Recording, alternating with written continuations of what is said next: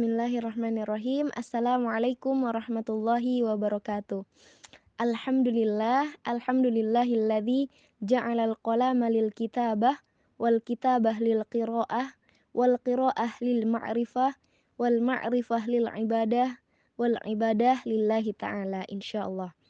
Alhamdulillahil maliki dzil malakut wal jabbari dzil jabarut alladzi khalaqal maut wal hayata ikhtibarun 'alal imani wath thubut. Assalatu wassalamu ala sayyidil wujud al habibil yaqut Muhammad sallallahu alaihi wasallam wa ala alihi wa sahbihi ajma'in. Amma ba'du. Alhamdulillahirabbil alamin. Teman-teman semua di komunitas muslimah berbagi kebaikan, alhamdulillah kita pada malam hari ini bisa bersua walaupun tidak bersua secara langsung ya, tapi melalui voice note. Ini merupakan nikmat dari Allah Subhanahu wa taala yang mana kita semua dipertemukan di sini di grup WhatsApp ini untuk belajar bersama-sama. Dan sholawat serta salam kita limpahkan dan curahkan kepada Nabi Muhammad sallallahu alaihi wasallam, karena berkat perjuangan beliau kita bisa menikmati indahnya ilmu yang sampai ke Nusantara ini. Baik, pada malam hari ini kita akan membahas tentang 4 wanita pemimpin bidadari surga. Ya, siapakah itu? Kita lihat dulu ya gambar yang satu ini. Ya, teman-teman, di sini ada hadis ya yang diriwayatkan oleh Muslim dan Hakim. Hadisnya berbunyi, pemuka wanita ahli surga itu ada 4, yaitu Maryam binti Imran, Fatimah binti Rasulullah sallallahu alaihi wasallam, Khadijah binti Khuwailid, dan Asiyah binti Muzahim.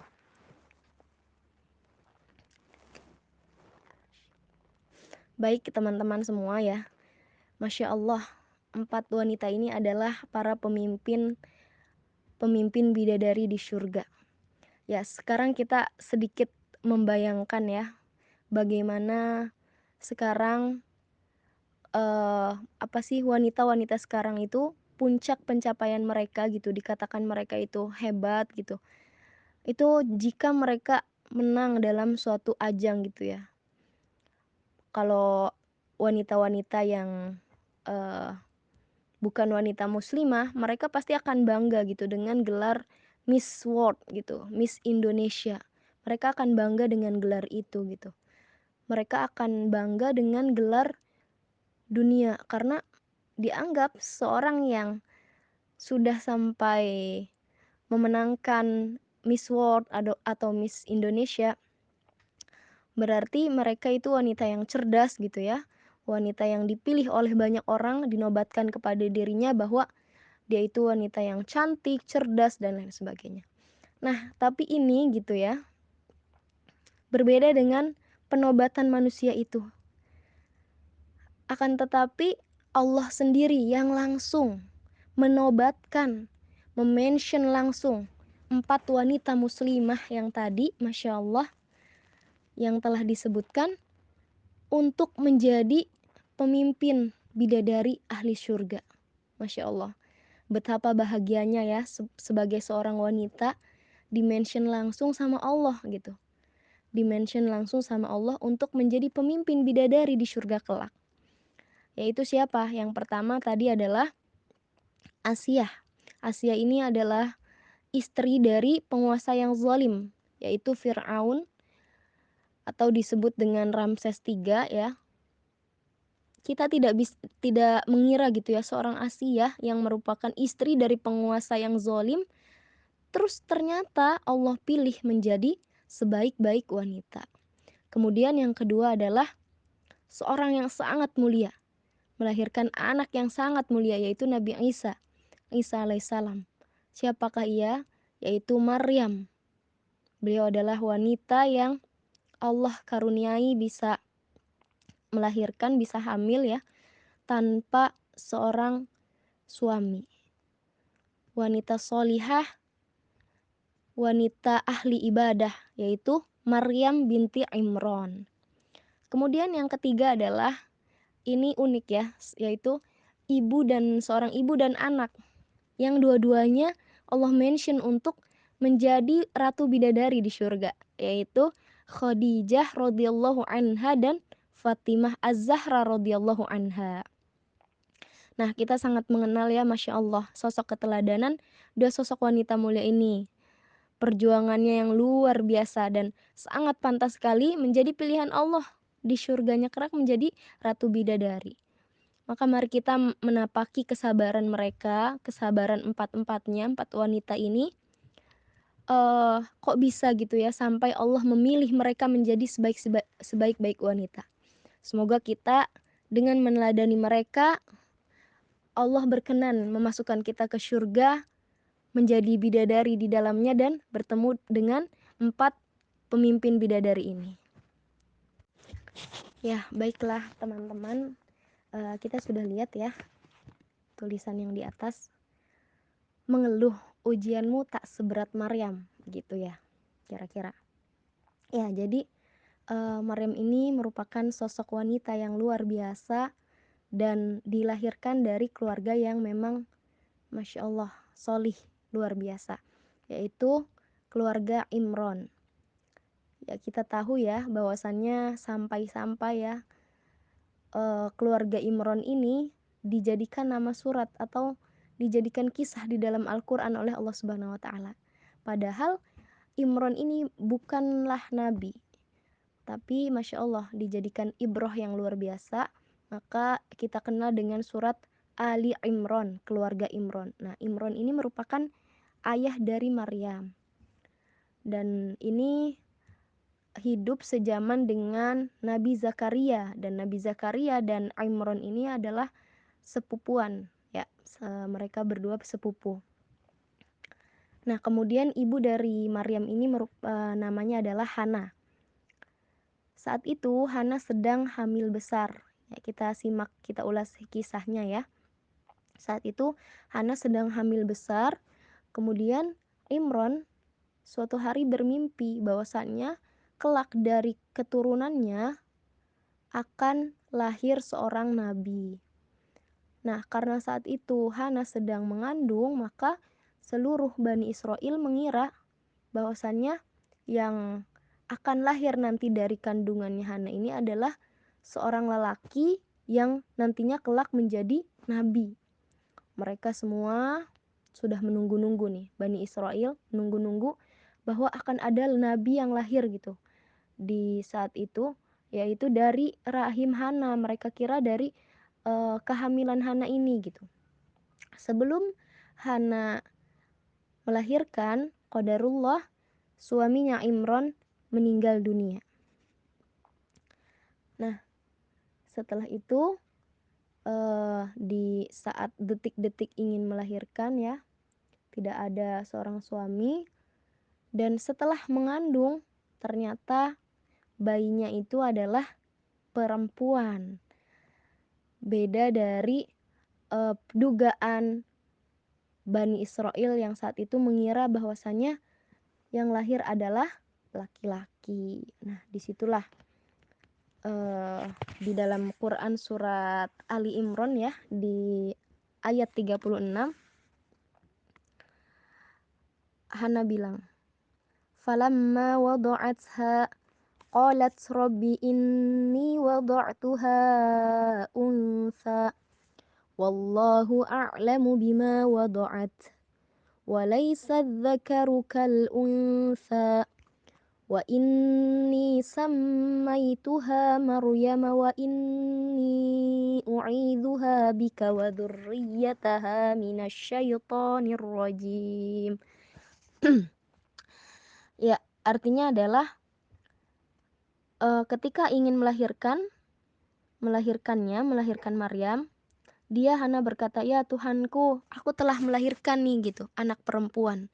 Padahal Allah lebih tahu," kata Allah, "apa yang ia lahirkan, apakah laki-laki atau perempuan. Dan laki-laki itu tidak sama dengan perempuan, dan aku memberinya nama Maryam." Nah, jadi ini diberi nama Maryam, dan aku mohon perlindunganmu untuknya dan anak cucunya dari gangguan setan yang terkutuk ya.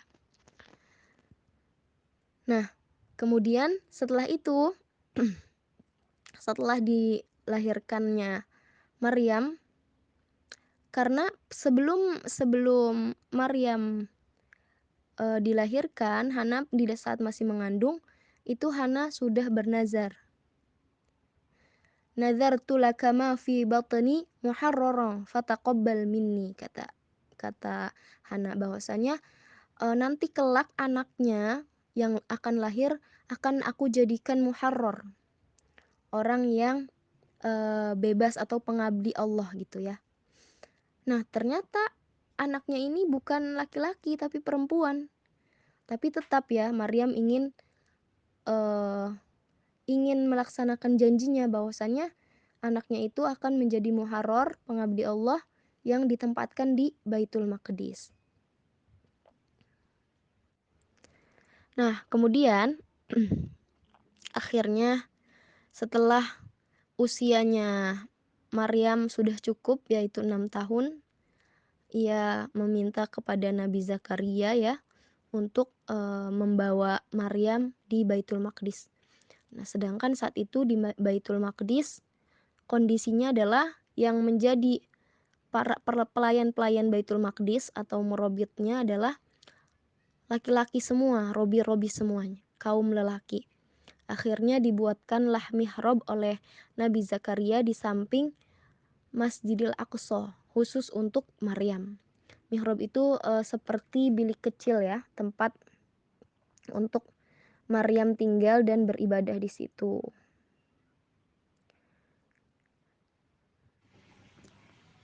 Ya, Masya Allah ya.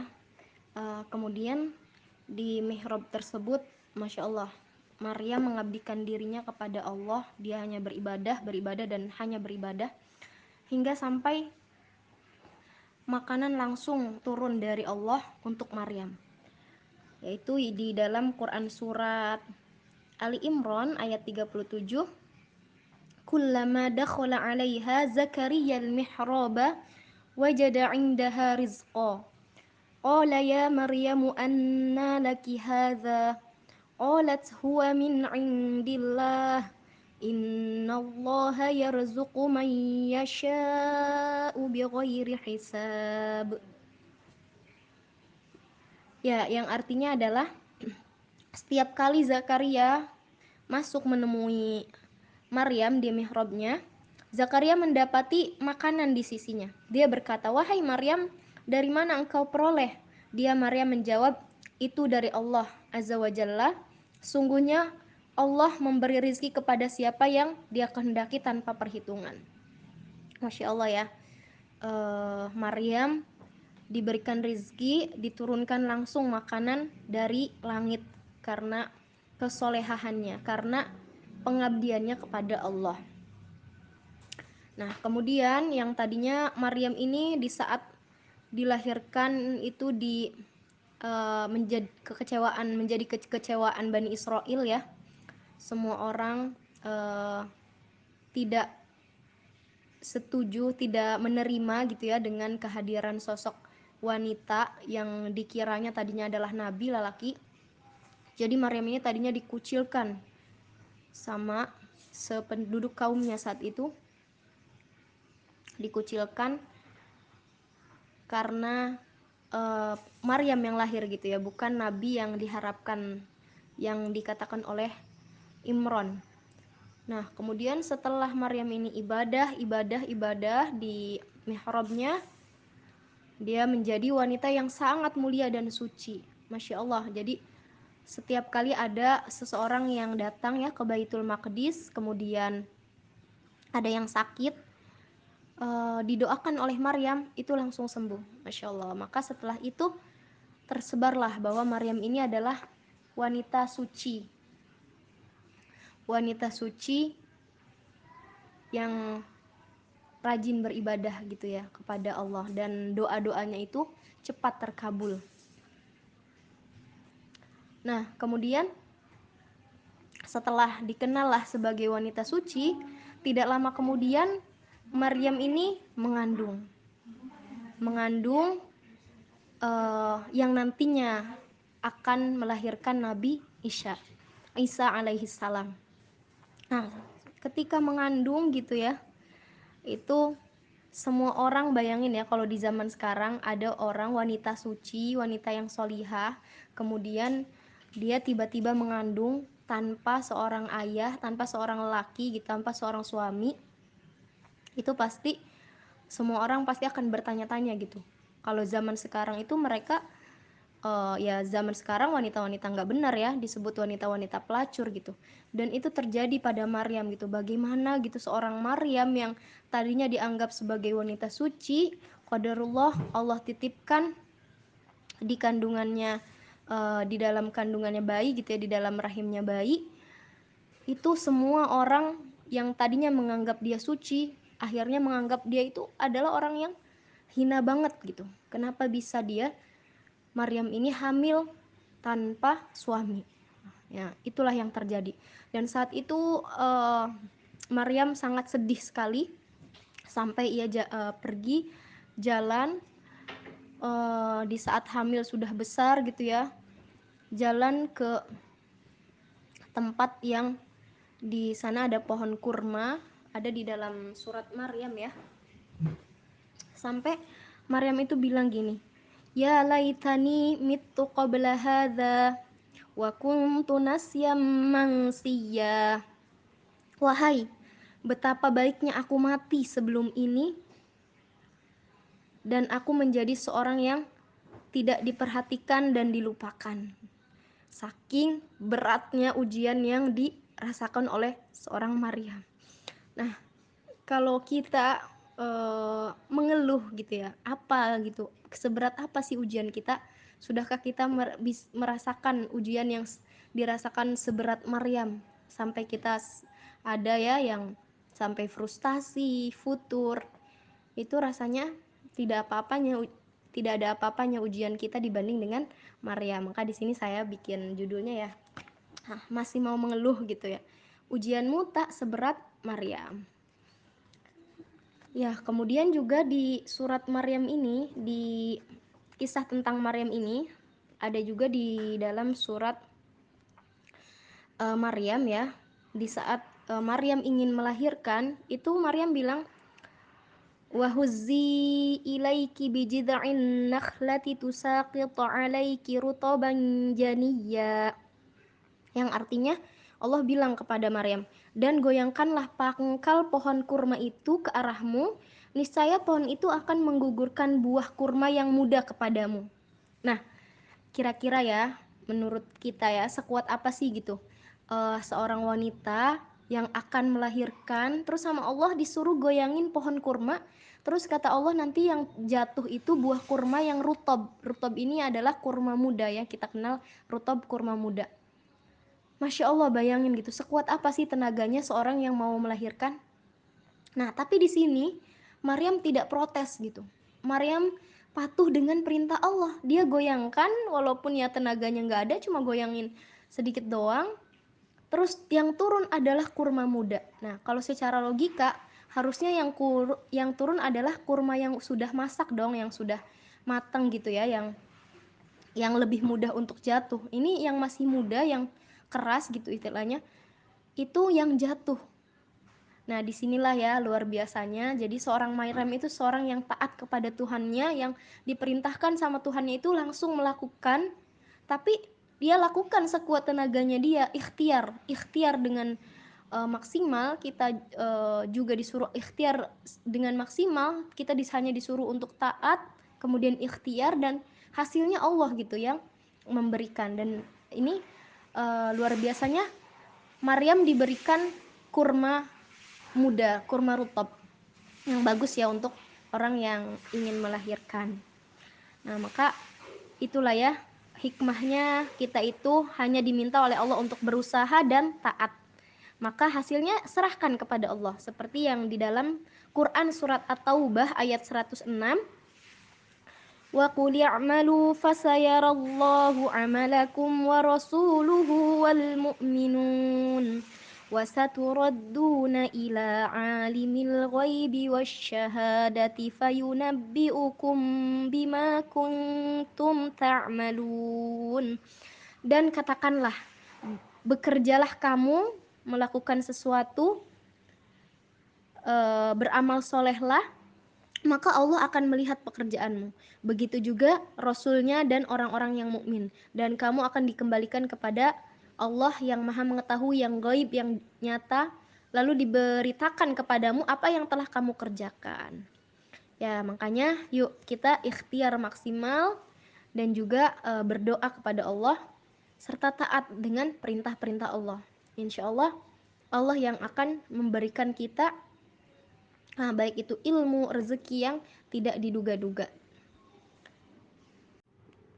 Ya, baik ya. Selanjutnya adalah kita akan membahas tentang sosok seorang wanita muslimah yang juga dimention oleh Allah untuk menjadi salah satu dari 4 bidadari yang akan menjadi pemimpin surga, Masya Allah, yaitu Asiyah binti Muzahim. Ya, mungkin teman-teman semua sudah tidak asing lagi ya dengan sosok Asiyah ini, yaitu istri dari seorang raja yang sangat bengis luar biasa, bahkan dia mengaku-ngaku sebagai sosok Tuhan ya, nauzubillah, yaitu Fir'aun atau dikenal dengan Ramses III.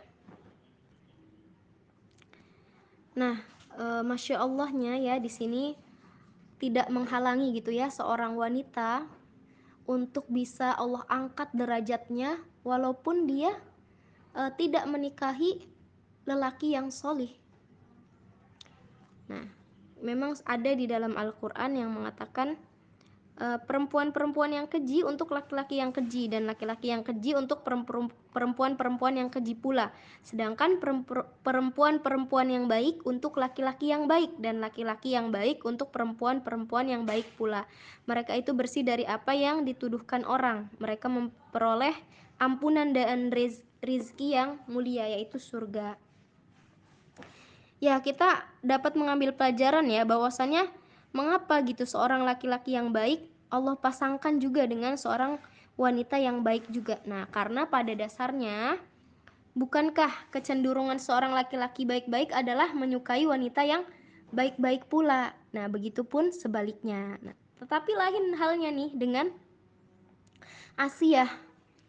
Asiyah ini yang Allah uji ya dengan menikahi laki-laki yang dikenal bengis, yaitu Fir'aun ya, seorang raja yang menganggap bahwa dirinya adalah Tuhan. Bahkan sepanjang sejarah manusia hanya dia raja yang dikenal mengaku-ngaku bahwa dirinya adalah Tuhan. Tapi kemudian Asiyah ini berdoa kepada Allah, Rabbi bnili indaka baitan fil jannah wa najjini min fir'auna wa amalihi wa najjini minal qaumidz zalimin. Ya Tuhanku, bangunkanlah untukku sebuah rumah di sisimu dalam surga, dan selamatkanlah aku dari Fir'aun dan perbuatannya, dan selamatkanlah aku dari kaum yang zalim. Masya Allah ya, sosok yang luar biasa, setabah dan seteguh Asiyah ini Allah kabulkan akhirnya doanya. Dan bahkan lebih dari itu ya, selain Allah bangunkan rumah di surga, dia juga menjadi pemimpin bidadari di surga. Ya, dan luar biasanya adalah Asiyah ini juga mendidik secara langsung ya sampai besar Nabi Musa alaihissalam. Nah, maka jelas sekali ya teman-teman bahwasanya wanita ini luar biasa sekali kiprahnya, luar biasa sekali hasilnya gitu ya. Di saat dia itu wanita yang solihah, insya Allah akan melahirkan, bisa mendidik generasi-generasi yang solih dan solihah juga, seperti Nabi Musa alaihissalam yang ia didik dengan baik. Kemudian luar biasanya juga yaitu sebagai seorang wanita ya, sebagai seorang wanita itu tidak menghalangi ia untuk masuk surga di saat ia belum memiliki suami yang solih. Kalau suami mungkin ya bisa harus mendanggung dosanya istri di saat istri itu tidak solihah. Tapi kalau misalnya istri wanita ini luar biasa ya, tidak menanggung dosa yang dilakukan oleh suami. Makanya inilah nikmat yang Allah berikan kepada kaum wanita. Tapi pertanyaannya nih teman-teman, kira-kira kita sudah sanggupkah gitu ya mendapatkan ujian mendapatkan lelaki yang tidak soleh? Nauzubillahi min dzalik. Makanya Allah bilang ya di dalam Al-Quran, lelaki yang baik dan untuk perempuan yang baik. Kemudian perempuan yang tidak baik untuk lelaki yang tidak baik. Maka dari itu, ayo kita semua memperbaiki diri kepada Allah Subhanahu wa taala. Insya Allah Allah akan pasangkan dengan lelaki yang baik juga. Baik teman-teman, sosok yang selanjutnya yang luar biasa juga yaitu sosok ketiga ya, yang menjadi 4 dari wanita pemimpin bidadari surga, yaitu sosok Khadijah radhiyallahu anha. Ya, kesempurnaan akhlak wanita terdapat pada Khadijah. Sampai-sampai Rasulullah Shallallahu Alaihi Wasallam berkata di dalam hadis riwayat Ahmad yang mengatakan, dia Khadijah, dia beriman kepadaku ketika orang-orang mengingkariku. Dia membenarkanku ketika orang-orang mendustakanku. Dia menyokongku dengan hartanya ketika orang-orang memboikotku. Dan Allah Azza wa Jalla mengaruniakan anak bagiku dari rahimnya. Padahal dengan istri-istriku yang lain, aku tak mendapatkannya. Nah, itulah mengapa di saat Khadijah radhiyallahu anha ini meninggal, itu menjadi amul huzn ya. Jadi amul huzni atau tahun kesedihan, dimana terpukul atas kepergian Khadijah radhiyallahu anha sebagai istri tercinta Rasulullah. Mungkin ya teman-teman, jika kita mendengar sosok Khadijah ini, pasti yang ada dalam pikiran kita itu hanyalah seorang wanita kaya raya gitu ya, terhormat, cantik. Terus dia juga berani mengajukan diri kepada Nabi agar mempersuntingnya gitu ya. Tapi sangat sayang sekali kalau kita hanya mengetahui hal-hal itu saja gitu. Padahal Khadijah ini memang wanita muslimah yang memiliki akhlak yang luar biasa. Padahal kalau kita hanya melihat dari sisi cantiknya, bernasab baik, terhormat, ya itu hanya bonus saja yang diberikan dari Allah kepada seorang wanita. Nah, justru kehebatan Khadijah ini bukan terpancar dari yang disebutkan tadi ya, bukan karena terhormatnya, bukan karena cantiknya, karena memang kalau itu adalah hal-hal yang sudah Allah tetapkan gitu ya. Kita tidak pernah tidak pernah memilih gitu, tidak bisa memilih kita itu bentuk tubuhnya seperti apa, bentuk mukanya seperti apa, atau tidak bisa memilih pula kita akan bernasabkan atau lahir dari siapa gitu, tidak bisa milih, itu dari Allah Subhanahu wa taala. Itu bonus yang Allah berikan. Nah, justru kesolihahannya Khadijah ini adalah terpancar dari akhlaknya yang luar biasa. Maka pantaslah jika Allah memilihnya menjadi sebaik-baik wanita. Ya, ada sebuah kisah tentang Khadijah dengan Rasulullah Sallallahu Alaihi Wasallam, yang mana Khadijah kan adalah wanita pertama yang beriman kepada Rasul. Dengan keimanannya itu beliau menyerahkan seluruh hartanya ya untuk Islam. Sampai-sampai Khadijah ini saat kematiannya sama sekali tidak meninggalkan harta sedikit pun, hingga ia dikirim kain kafan oleh malaikat Jibril langsung dari Allah Azza wa Jalla.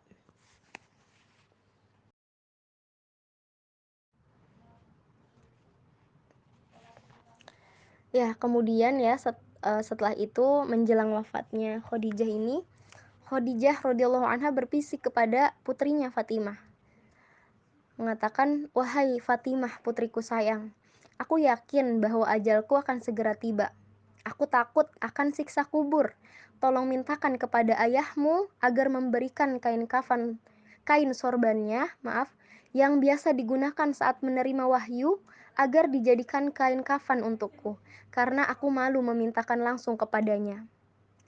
Masya Allah ya, sosok se semulia Khadijah, kemudian beliau meminta untuk kain sorban Rasulullah dijadikan kain kafan, katanya takut dengan siksa kubur. Ya bagaimana dengan kita ya, yang kita bukan orang yang maksum, yang banyak sekali maksiatnya, tapi tidak ada perasaan seperti itu gitu ya. Rasa takut kepada siksa kubur. Ini seorang Khadijah yang dijamin sama Allah surga. Dan kemudian setelah itu Rasulullah kan mendengar dari Fatimah apa yang disampaikan oleh Khadijah.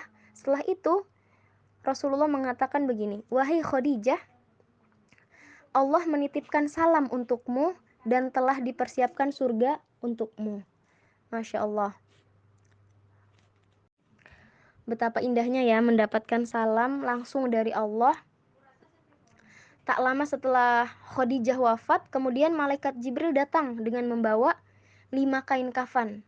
Kemudian Rasulullah Shallallahu Alaihi Wasallam bertanya, "Untuk siapa saja kain kafan ini, wahai Jibril?"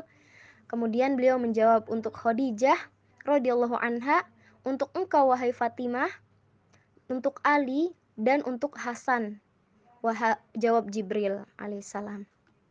Masya Allah ya. Kenapa nggak ada untuk Husain di sini? Karena Husain meninggalnya terbunuh ya. Jadi tidak memakai kain kafan karena meninggalnya syahid, terbunuh di medan perang. Ya, Masya Allah. Dan pernah juga kejadian suatu hari di saat sepulang Rasulullah dari dalam dakwah ya. Ketika itu seluruh harta mereka berdua tuh telah habis. Terus saat datang Rasulullah menyaksikan bahwa Khadijah sedang menyusui anaknya yang bernama Fatimah. Nah, karena mereka berdua itu jarang makan ya, Khadijah dan Rasulullah, sampai-sampai air susu yang keluar dari Khadijah radhiyallahu anha yang akan diberikan kepada Fatimah ini sudah berupa darah. Masya Allah ya. Kemudian pada saat itu Khadijah radhiyallahu anha menggendongkan anaknya. Setelah tertidur pulas, ia meletakkan Fatimah radhiyallahu anha di ranjang. Lalu Rasulullah menghampiri Khadijah dan berbaring di pangkuannya.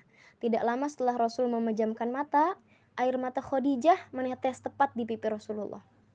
Kemudian Rasulullah mengatakan, "Ada apa denganmu, istriku sayang? Apakah engkau malu bersuamikan seperti diriku yang telah membuatmu menjadi sengsara? Dahulu dirimu adalah orang terpandang, kaya raya, dihormati oleh semua orang. Tapi saat engkau menikah denganku, engkau jatuh miskin karena hartamu seluruhnya dikorbankan untuk dakwahku. Dan tidak ada lagi orang yang menghormatimu seperti dahulu." Sambung Rasulullah ya. Kemudian Khadijah bilang, "Wahai suamiku tercinta, bukan itu yang membuatku sedih. Karena aku sudah serahkan seluruh hartaku untuk Allah dan Rasulnya. Dan engkau sebagai Rasulnya. Nah justru aku khawatir sekarang aku tak punya apa-apa lagi wahai Rasulullah. Tapi engkau masih harus memperjuangkan agama ini." Maka kata Khadijah, "Wahai Rasulullah, jika aku nanti sudah tiada, kemudian engkau harus berdakwah ke berbagai penjuru dan engkau harus menyeberangi lautan, engkau tidak mendapatkan jembatan, maka ambillah tulang-tulangku untuk engkau jadikan jembatan untuk menyeberangi pulau-pulau tersebut agar engkau bisa berdakwah di banyak penjuru." Masya Allah ya teman-teman. Inilah betapa sosok Khadijah itu mengabdikan dirinya, hartanya, jiwanya, raganya, semuanya untuk Islam, untuk Rasulullah Sallallahu Alaihi Wasallam. Maka wajar sekali di saat Rasulullah sangat terpukul dengan kehilangan Khadijah.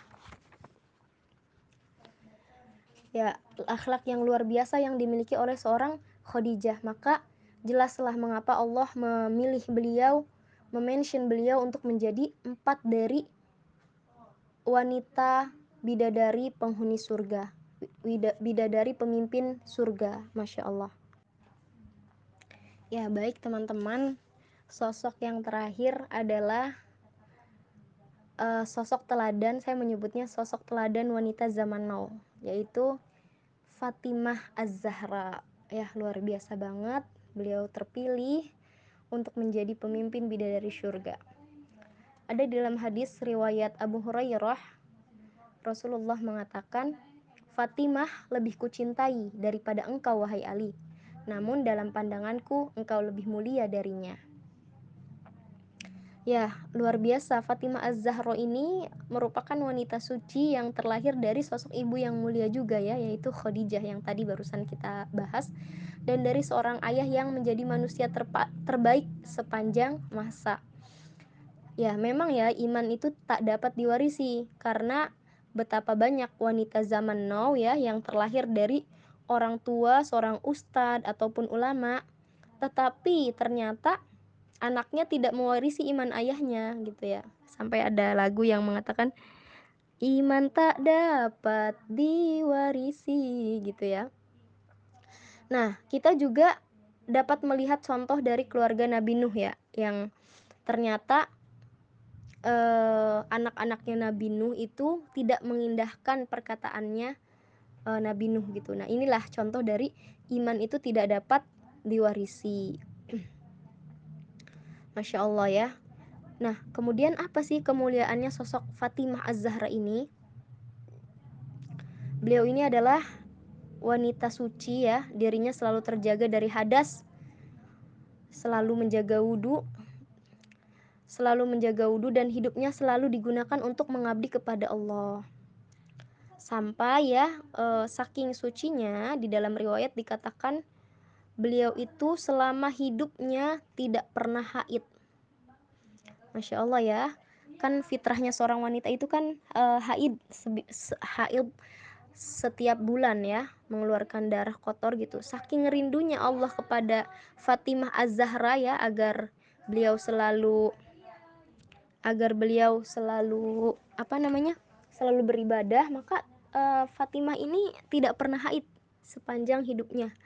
Dan dikisahkan juga bahwa ia itu nifas setelah melahirkan hanya dalam waktu beberapa hari saja. Masya Allah ya. Biasanya kan kalau orang yang nifas itu sampai 40 hari, tapi beliau hanya beberapa hari saja. Nah, walaupun beliau tidak haid, tapi tidak ada yang tidak mungkin bagi Allah untuk menjadikan ia memiliki anak ya. Anaknya adalah Hasan dan Husain, kita ketahui. Fatimah ini merupakan putri kesayangan Rasulullah ya, karena setelah Khadijah radhiyallahu anha meninggal, sosok pengganti yang mendampingi Rasulullah ini adalah Fatimah. Ia mendukung dakwah ayahnya, bahkan selalu membela ayahnya saat dihina oleh orang-orang kafir. Bahkan beliau menangis jika melihat ayahnya tersakiti. Maka sangat wajar jika Fatimah ini menjadi putri kesayangan Nabi. Kemudian ada dalam satu riwayat dikatakan Juraij berkata ya,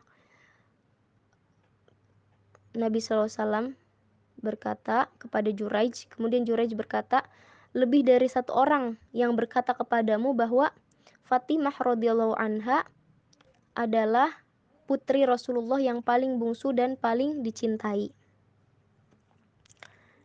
Nah, apa sih kemuliaan akhlak dari Fatimah ini yang luar biasa, patut diteladani oleh wanita-wanita zaman now ya. Sampai-sampai hingga nih Nabi nih di saat beliau datang itu selalu menghormatinya.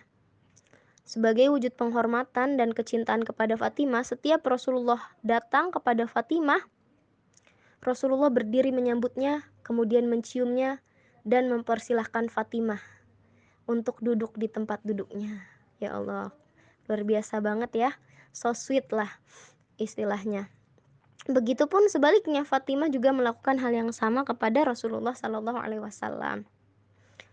Ya, Fatimah ini merupakan wanita tawaddu yang penuh dengan kesederhanaan karena ia dinikahi oleh Ali bin Abi Thalib, pemuda yang tidak memiliki banyak kecukupan harta, bahkan maharnya saja adalah berupa baju besi sepeninggalan Ali